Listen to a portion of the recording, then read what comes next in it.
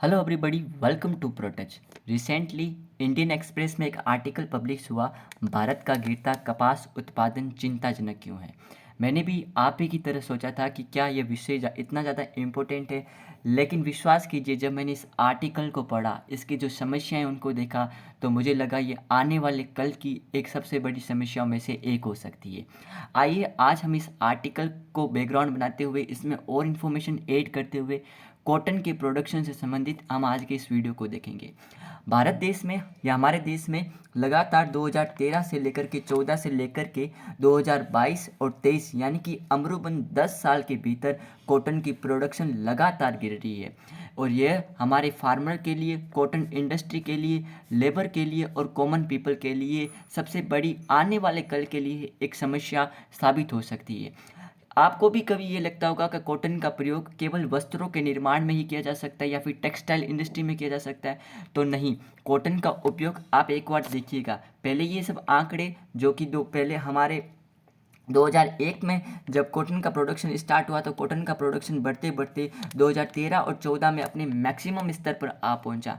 लेकिन उसके बाद में कुछ विषम परिस्थितियां आई और अभी तक हमारे देश में और पूरे वर्ल्ड में कॉटन का प्रोडक्शन लगातार गिरता हुआ जा रहा है। कॉटन का प्रोडक्शन लगातार अपने गिरता हुआ जा रहा है। आइए बात करते हैं कॉटन के क्या क्या प्रोडक्ट्स बन सकते हैं जो कि हेल्पफुल हो सकते हैं, क्योंकि जब हम बात करते हैं कॉटन प्रोडक्शन के बारे में, वो लगातार गिर रहे हैं, तो जो अन्य इंडस्ट्री है उन पर क्या प्रभाव पड़ेगा, मार्केट पर क्या प्रभाव पड़ेगा और एक व्यक्ति के निजी जीवन पर क्या प्रभाव पड़ेगा, इसके लिए हमें कॉटन से बने प्रोडक्ट को देखने पड़ेंगे।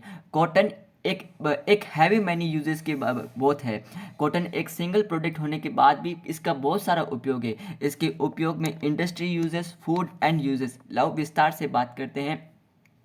कॉटन के पहले तो जैसे हम सभी को पता होगा कि फाइबर जैसे कपड़े बनाना, तौलिए, पर्दे, इन सभी वस्त्रों का निर्माण करना। उसके बाद में इनके सीड्स के कारण, बीज के कारण वनस्पति तेलों का निर्माण होता है। जब हम रिफाइंड ऑयल के बारे में बात करते हैं तो ये कॉटन के बीजों के से ही प्राप्त हो सकते हैं। और उसके बाद में मील, जो भेड़, बकरी या फिर मवेशी जानवर होते हैं, उनके लिए कॉटन के बीज और कॉटन के पत्ती एक खाद्य वस्तु मानी जाती है। वहीं पर ऑयल का प्रोडक्शन और सीड का प्रोडक्शन, एक खाद के रूप में इनके सीड भी एक महत्वपूर्ण भूमिका निभाते हैं। आइए कॉटन के यूजेस को हम थोड़े बारीकी से समझते हैं। कॉटन का उपयोग तेल बनाने में, रबड़ बनाने में, प्लास्टिक बनाने में के लिए किया जाता है। इनके बीजों को कुचलकर तेल बनाया जाता है, जैसे रिफाइंड ऑयल के बारे में बात करें। और यह तेल हमारे देश में पहले सरसों पर और पहले सरसों पर और मूंगफली ऑयल के बाद में इसकी position, third position vegetable oil के बाद में है। यानी कि जब कॉटन का प्रोडक्शन कम होगा तो इसका प्रभाव खाद्य तेल पर भी पड़ेगा तथा इसका उपयोग भोजन और सौंदर्य प्रसाधन संसाधनों में किया जाता है और मवेशियों के लिए भी ये खिलाए जाते हैं। कॉटन का प्रयोग कॉफ़ी के फिल्टर बनाने में, बुक बाइंडिंग करने में, कागज बनाने में और पटिया बनाने में भी किया जाता है। विश्व का लगभग 2.5% कृषि योग्य भूमि कपास उगाया जाता है। भारत विश्व में कपास का सबसे बड़ा उत्पादक है, वहीं संयुक्त राज्य अमेरिका यूएसए सबसे बड़ा निर्यातक है। अब जब कॉटन का प्रोडक्शन लगातार गिर रहा है तो इस पर क्या क्या प्रभाव पड़ेंगे मार्केट पर, उसको हम बात करते हैं। एंड उसके बाद में कॉटन के प्रोडक्शन क्यों गिर रहे हैं उसके बारे में बात करेंगे। बात करते हैं पहले पॉइंट के बारे में, तो लगभग हमारी इंडस्ट्री, जो कॉटन की इंडस्ट्री है, उसका वार्षिक आर्थिक प्रभाव लगभग $600 बिलियन की है। यह एक बड़ी इंडस्ट्री है। आप समझ सकते हैं कि इसका प्रभाव, कॉटन का प्रोडक्शन गिरने का प्रभाव कितना गहरा पड़ेगा। लगभग 250 मिलियन पीपल, यानी कि 250 और इंटू 10 लाख करने पड़ेंगे, 250 मिलियन पीपल इससे आय प्राप्त करते हैं। और विकासशील देशों के बारे में बात करें तो इसमें 60% लोगों को रोजगार कॉटन इंडस्ट्री से प्राप्त होता है। कॉटन के फार्मिंग से, कॉटन से बनाए गए प्रोडक्ट से, इनसे लगभग इतना रोजगार प्राप्त होता है। कपास का निर्यात किसी देश के लिए सबसे महत्वपूर्ण माना जा सकता है। कपास का निर्यात, भारत की बात करें तो 2014 और 15 में कपास के निर्यात से लगभग हमें 23,115 करोड़ रुपए प्राप्त हुए। यह है केवल निर्यात की वस्तु। जब हम आयात भी नहीं कर रहे, यानी कि हम अपना पैसा ना तो बाहर भेज रहे हैं, हमारी खुद की घरेलू उत्पाद से हम अपना पैसा सेव कर रहे हैं और इसके साथ हम कमाई भी कर रहे हैं। लगभग 153 करोड़ रुपए हमने 2014-15 में कपास से निर्यात करके बनाए थे। और जब अब कपास की लगातार वैल्यू घटती जा रही है 2021, 22, 23 में भी, और अब ये वैल्यू लगभग आ गई है 8,731.32 करोड़ रुपए। आप इन दोनों के बीच में अंतर देख सकते हैं, कहाँ पर 23,000 करोड़ यानी कि लगभग 24,000 करोड़ के आसपास, और कहाँ पर लगभग 9,000 करोड़ रुपए। हमें इस समस्या के लिए सचेत होना पड़ेगा। अब बात करते हैं कि एक बिग रेवोल्यूशन कहाँ से स्टार्ट हुआ। जैसे हमने पहले ग्राफ में देखा, एक मिनट, जस्ट 1 मिनट। हाँ, जैसे हमने पहले ही हमारे ग्राफ में देखा कि कॉटन का प्रोडक्शन 2013-14 में अपने टॉप पर था। 398 इसमें गांठें बनाई जाती थी। लेकिन जब बात करें हम 2001, 2002, 2003 और 2004 में, तो कॉटन का प्रोडक्शन इतना ज़्यादा हुआ नहीं बढ़ाता था। तो ऐसे क्या कारण रहे थे, क्या फैक्टर रहे थे जिसके कारण एक रेवोल्यूशन, एक क्रांति स्टार्ट हुई कॉटन के प्रोडक्शन में, वो बात करते हैं।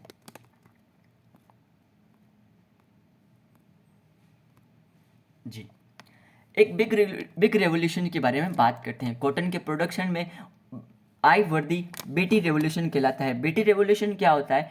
बीटी रेवोल्यूशन जो कि 2002 को शुरू की गई थी, इसमें जेनेटिकली मॉडिफाइड कॉटन के बीज बनाए जाते हैं। जेनेटिकली मॉडिफाइड कॉटन के बीज बनाए जाते हैं और इनमें एक जीवाणु बेसिस थुरिगियनिसिस यानी कि बीटी के जीन डाले जाते हैं, जो कि कॉटन में प्रोटीन का निर्माण करते हैं। एंड प्रोटीन का निर्माण करने के कारण उसके आसपास के कीटों से उसकी बचाव करते हैं। 2011 में भारत ने 10.6 मिलियन हेक्टेयर भूमि पर कॉटन का उत्पादन किया था, जो कि सबसे बड़ी जीएम कपास की फसल उगाई की थी, जो कि अभी तक का सबसे ज़्यादा है। 2001 से लेकर के 2013-14 के बीच में कॉटन का प्रोडक्शन अपनी रेवोल्यूशन, क्रांति के रूप में बढ़ा है, और इसके पीछे बीटी रेवोल्यूशन का प्रमुख कारण है। बात करें 140 लाख से लेकर के 398 लाख बेल्स, इतनी इसमें वृद्धि की गई, और प्रति हेक्टेयर भूमि पर लगभग 170 केजी ईच का बदलाव किया गया था। आउटपुट अगर बात करें हम, ये तो कॉटन प्रोडक्शन के बारे में होगी। अब जो सेकंड सेक्टर है ऑयल और केक में भी, तो बीटी रेवोल्यूशन से ऑयल एंड केक में भी एक अच्छा उछाल महसूस किया गया था। 1.5 मिलियन टन से लेकर के 4.5 मिलियन टन की पहुंच को स्वीकार किया गया था हमारे रिफाइंड ऑयल से, और हमारे जो केक होते हैं, जो सौंदर्य प्रसाधन होते हैं, उनमें आप देख सकते हैं कि जब 2013-14 के आसपास ही हमारे यहाँ पर रिफाइंड ऑयल ज़्यादा प्रोड्यूस हुआ और लोग रिफाइंड ऑयल से तब से सेवन करने ज़्यादा लगे। अब बात करते हैं production down for the last 10 year. पिछले 10 साल में कॉटन का प्रोडक्शन क्यों कम हो रहा है, इसके पीछे क्या कारण है? दोस्तों, कॉटन का प्रयोग लगभग 2/3 यानी कि 66% का प्रयोग टेक्सटाइल बिजनेस में किया जाता है। थर्ड, ये वेजिटेबल ऑयल का एक प्रमुख साधन होता है। 398 लाख बेल्स से लेकर के 3 लाख बेल्स अभी हमारे पहुंच चुकी है। बात करते हैं प्रति हेक्टेयर भूमि पर, तो प्रति हेक्टेयर भूमि पर जहां पर 2013-14 में 566 केजी कॉटन का उत्पादन होता था, वहीं पर अब 447 केजी पर ही आ रखा है। कॉटन के प्रोडक्शन को प्रभावित करने वाले बहुत सारे कारक हो सकते हैं, जैसे तापमान, प्रकाश, हवा, ओस सहित। लेकिन सबसे बड़ा कारण है इसका एक कीट, जो कि आज हमारी समस्या का एक महत्वपूर्ण कारण बन चुका है। इस कीट का नाम है दोस्तों गुलाबी वॉलवर्म, जिसे बोलते हैं पैक्टिनोफोरा गोसिपिएला। पैक्टिनोफोरा गोसिपिएला पहले तो केवल भारतीय भूमि पर होता था, लेकिन अब ये ना केवल भारत पर बल्कि ब्राज़ील, संयुक्त राज्य अमेरिका और चाइना जैसे बड़े बड़े कॉटन उत्पादक देशों में भी जा चुके हैं, जिसके कारण ना केवल इंडिया में कॉटन प्रभावित हो रहा है, बाकी पूरी वर्ल्ड इंडस्ट्री कॉटन के प्रोडक्शन की कमी के कारण प्रभावित हो रही है। और इसीलिए मैं इसे आने वाले कल की एक बड़ी समस्या को कहता हूँ।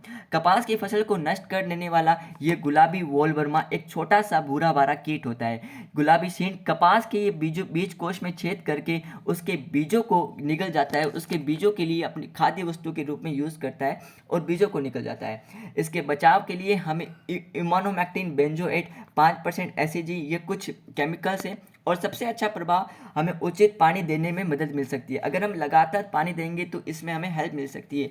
तो दूसरा इसका उपाय हो सकता है कि कटाई के बाद हम तुरंत कपास के पौधे को तोड़ दें और नेमाटोड यानी कि संक्रमण को नियंत्रित करने के लिए नेमाटोड का हमें प्रयोग करना चाहिए, नेमाटोड रसायन का प्रयोग करना चाहिए। गुलाबी फसल चक्र का प्रयोग गुलाबी वॉलवर्म के जीवन चक्र को तोड़ने के लिए फसल चक्र का हमें अभ्यास करना पड़ेगा तथा केमिकल सिप्रोनोसेट, बेसिल्स, थुरिजियंस, इन सभी फॉर्मुलेशन का हमें स्प्रे करना पड़ेगा, जिसके कारण हम ये गुलाबी कीट को मार पाएंगे। दोस्तों, ये था हमारा आज का वीडियो। मैं आशा करता हूँ ये वीडियो आपके लिए बेनिफिशियल साबित होगा। यदि आपको ये वीडियो अभी तक अच्छा लगा है तो प्लीज़ हमारे चैनल को सब्सक्राइब कीजिएगा, इस वीडियो को शेयर जरूर कीजिएगा।